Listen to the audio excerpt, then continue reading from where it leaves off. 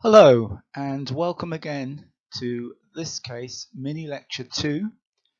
This lecture builds on the value proposition we discussed in mini lecture 1, and we start to explore strategy, digital marketing, platforms, double-sided markets, strategic choices and competition.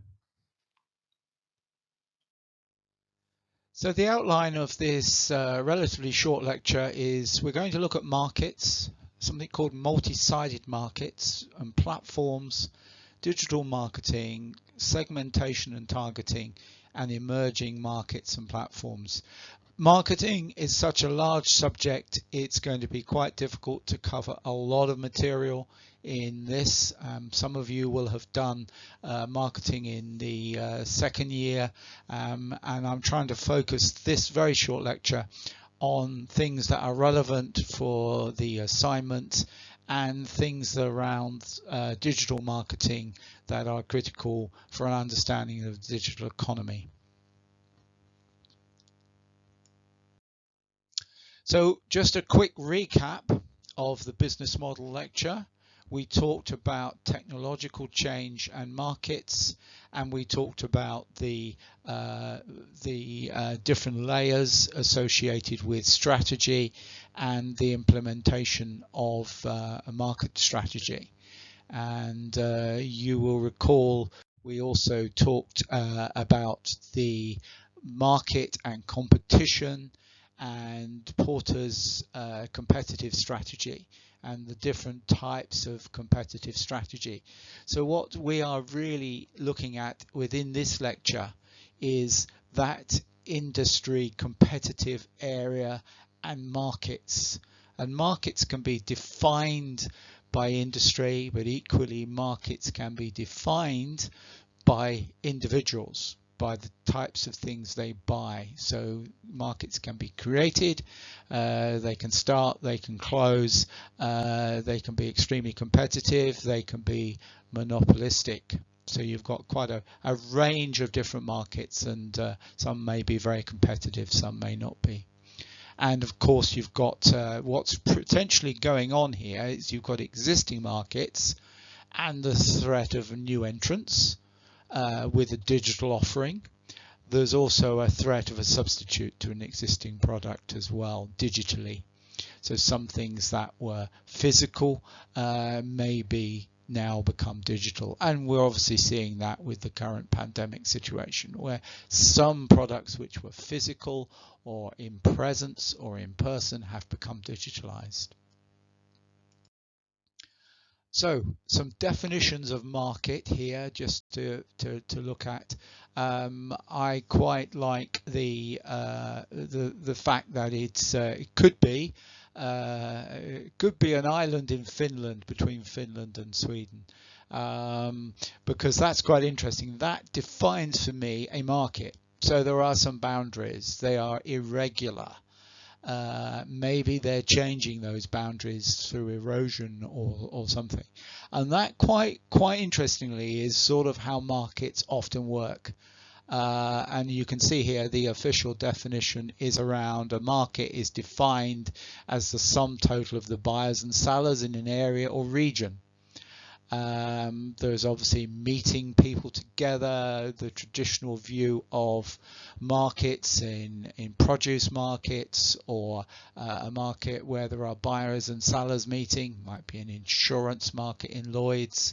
So you've got this concept of a market from very early stages of the economy, moving now to what is digital markets and digital connections enabling markets to be defined differently. And so digital brings a global market to a particular country or a particular business and enables global marketing. And so looking at the definition here, marketing is a management process of anticipating, identifying and satisfying customer requirements. There, like all of these things, there are many definitions, and marketing is about promotion. It could be about advertising. It could be about positioning a product. It could be about personal marketing. Marketing your CV, marketing your image as a great person to employ, perhaps on LinkedIn. So many definitions as ever, and social science is littered with lots of definitions around our concepts. This is really quite interesting, and we haven't got time to go into a lot of discussion around this, but essentially one of the things digital platforms have caused is the coalescing of management, economics, industrial and service and manufacturing organizations, and the social and cultural implications in countries and organizations. So industrial organizations bring product information, economics perhaps brings double-sided markets, management bring business models and strategy like we've been talking about, and the social interactions bring a sharing economy. And platforms often sit amongst all these, and there are some potential tensions, as you can see, between these different actors and players within the various frameworks and within the economy and society as a whole. So just a quick reminder on two-sided markets. What essentially we have here is a one-sided market where a customer requires something on the right hand side of the top diagram here, and they're willing to pay a company to provide it, and then that company needs to pay another company to provide something as well. So this could be a straightforward manufacturing. Back to my cosmetic example, someone requires some face cream, a company makes face cream, they then have to buy the bottles from a supplier. And what happens is value flows from the supplier to the company and eventually to the customer as the product is transformed. What is happening, so this was our old manufacturing process we looked at in week 1, and with a two-sided market this is slightly different in that in essence there is a downstream customer who is willing to pay an intermediary, and there is an upstream customer who is also willing to pay an intermediary. And the intermediary co-creates value by linking the downstream customer to the upstream customer, and hence value flows from the intermediary to each customer. So they're effectively being connected. So two markets. So a good example of this would be eBay. eBay, there is a market of sellers all competing for customers, and there is a market of customers who are all competing to buy different items, and what eBay does is connect those two, which potentially would not have been connected so efficiently and in such a way as they are at using an intermediary. So that's the concept of two-sided markets. And what traditionally has happened is that two-sided markets are connected by intermediaries and often connected by platforms. And obviously platforms become digital platforms. So originally Sotheby's was not a digital platform. It was an auction house where people came together.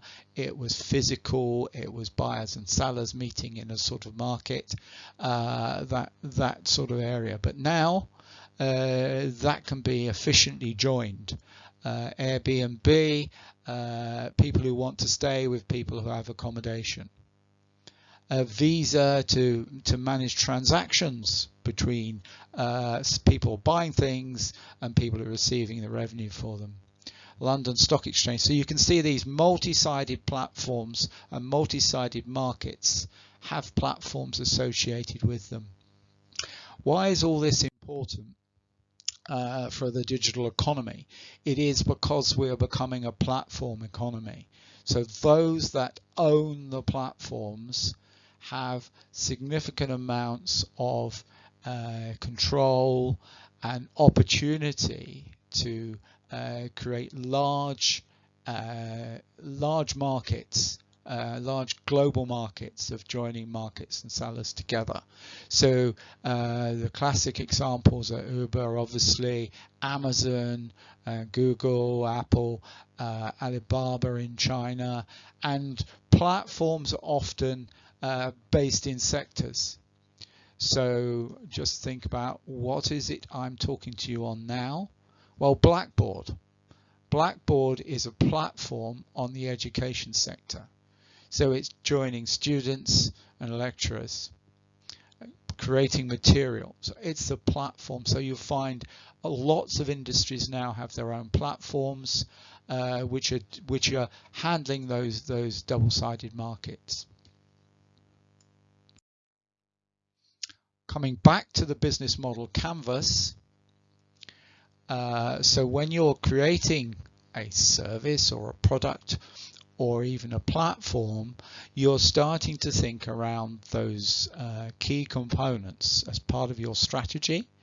You're thinking about the value proposition, you're thinking about the customer relationships, you're thinking about the channels, the revenue streams from customers, and the customer segments, which we'll cover a little bit more in detail later, and of course the key partners in that sector. So the business model is taking into account the platforms and the technology is a key resource associated with it, and also the platform is potentially a channel as well. You're using the platform as a channel to connect customers to a particular service or product. What's quite critical here is these business model components are related to the markets and market position of the service. So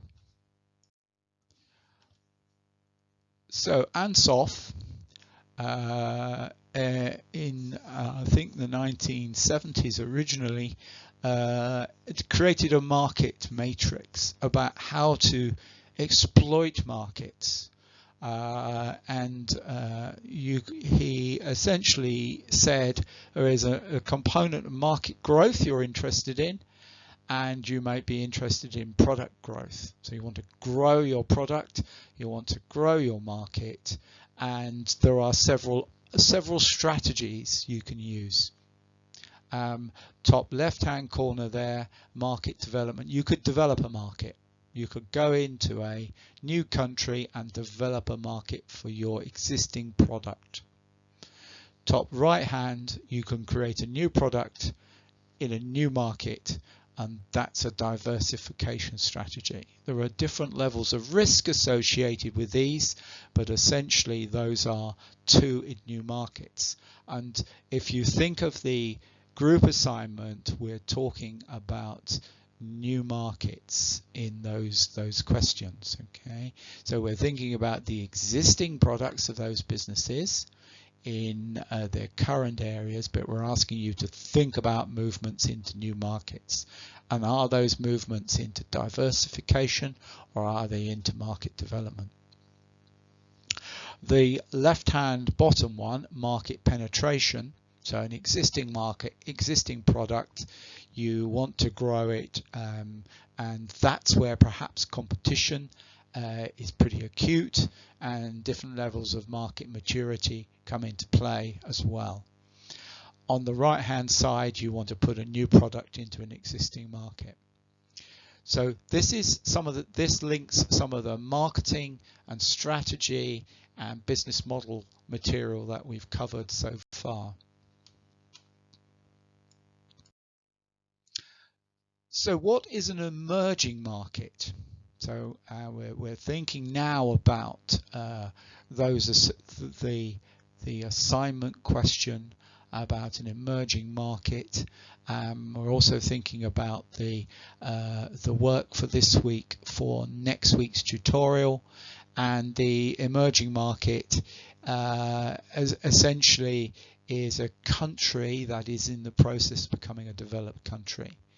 And often emerging markets are associated with very poor countries, and often there are some factors around income, how quickly growth is going, how volatile currency swings, and the potential for growth. So a lot of organizations see emerging markets as an area to bring their services and products to, often because there's limited competition there, and they provide a huge opportunity. And of course, with the digital economy, the global infrastructure, developing countries are opening up to global competition. They're opening up to expansion of existing products, moving to new markets, and even new products moving to emerging markets as well. Those top two boxes on Ansof's matrix, as we can see here. So the characteristics are there, rapidly changing. Infrastructure is weaker. Quite interestingly, a lot of the infrastructure in developing countries is getting a lot stronger because the cost of technology to put in 5G without massive infrastructure of PCs and computers and all of those things and power structures is much cheaper to put a 5G system in a deserted part of Kenya than it is to put the associated pipework and cables to that area. So you can actually get connectivity very quickly and relatively cheaply now in most of those areas. So in today's networked age, the competition is increasing over platforms.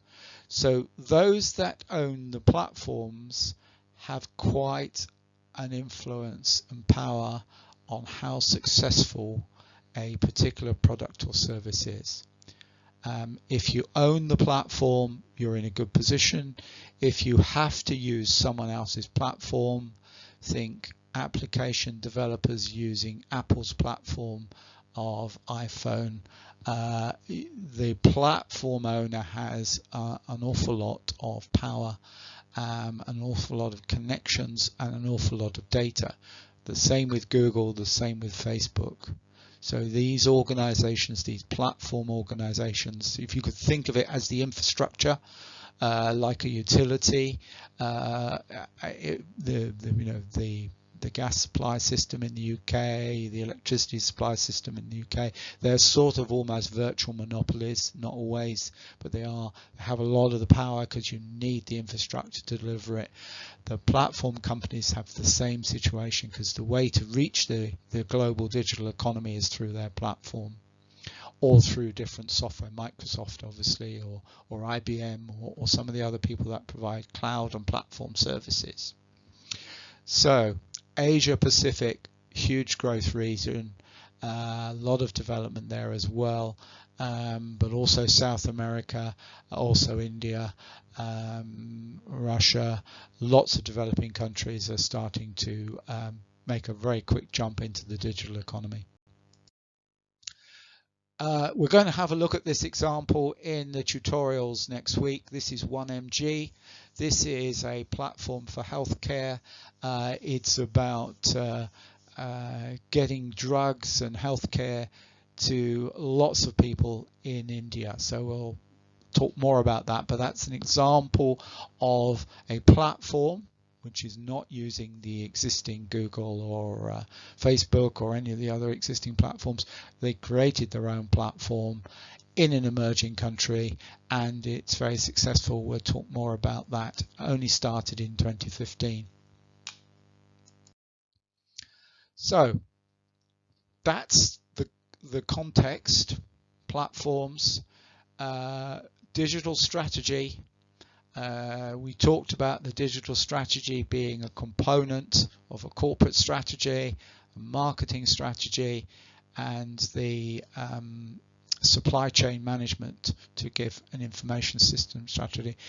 Have a look at Jaffe if you get chance. I've put the components of a digital marketing strategy in that diagram, but essentially a digital marketing strategy is facing those platforms and facing those companies and customers who need to interact with whatever the service or product is to get it. And so think of it as a distribution mechanism to market. So digital marketing, very quick definition, pretty straightforward. Applying the emerging digital technologies to improve and market products. So you're doing online marketing, e-marketing, all sorts of things around that. Customer behavior is also changing, and so the technology is not only changing the distribution mechanisms for products and services, but it's also changing customer behavior, which is in turn changing the way organizations can market to customers. So very simply, it is possible to get notifications on watches about products. We're all familiar with the WhatsApp messages sometimes that are marketing related, Facebook messages that are marketing related, but quite interesting, the technology is giving the opportunity to do more. We'll talk more about big data, but it enables the customer to produce, it enables the customer to create businesses, and it creates this sort of anytime, any place, anywhere opportunity to create demand and meet demand. What's quite critical is this is a traditional marketing concept here, getting more and more technical as a result of the digital economy. So segmenting your market and your customers. Who are they? What do they want? And this is a key part of that business model canvas on the right hand side. Segment the customers. Who are they? Those that have smartwatches, those that don't, those that need food, those that have restaurants and are in a location at this particular moment and are feeling hungry. So you can segment customers, and then you can target them. And you can target them by advertising, by digital marketing. So the key thing about this, and this is what Facebook and all the others have understood through big data, is they can segment specifically by behavior and effectively target the appropriate advertising, and then positioning the product is quite a key area. So positioning, strategic positioning against your competitors, and strategic positioning of the product or service in relation to a segment or a particular target population. Social media marketing, you'll hopefully see some of that on our Twitter feed. I hope you've all actually marked yourself down to follow our Twitter feed on our unit, but clearly it's an example of social media marketing and how it's gaining traffic, attention to advertising, attention to advocacy. That word there, advocacy, because often customers can be advocates for a product or service, and that's often more powerful than than lots and lots of money spent on advertising. So we'll cover more on this on big data, about how social media and social media data is used. So that's a little bit of a summary of digital marketing. All of these components are particularly relevant: branding, social media, we talked about content. So content marketing, those who have Netflix will know they keep marketing their content. Email, we all know about. Video, search engines, we talked about the search engines, and that example where I searched for Bristol University and I got an ad up for the student union. So that search engine optimization to get the advert to the link to the search term, web design and app development. So these are areas where digital marketing is obvious in many ways. So that brings us right back to where we started. So remember, we've got this market definition, we've got competitors, we've got a strategy, we've got new products and new services. So that's all I really wanted to cover on this lecture. That completes mini lecture 2.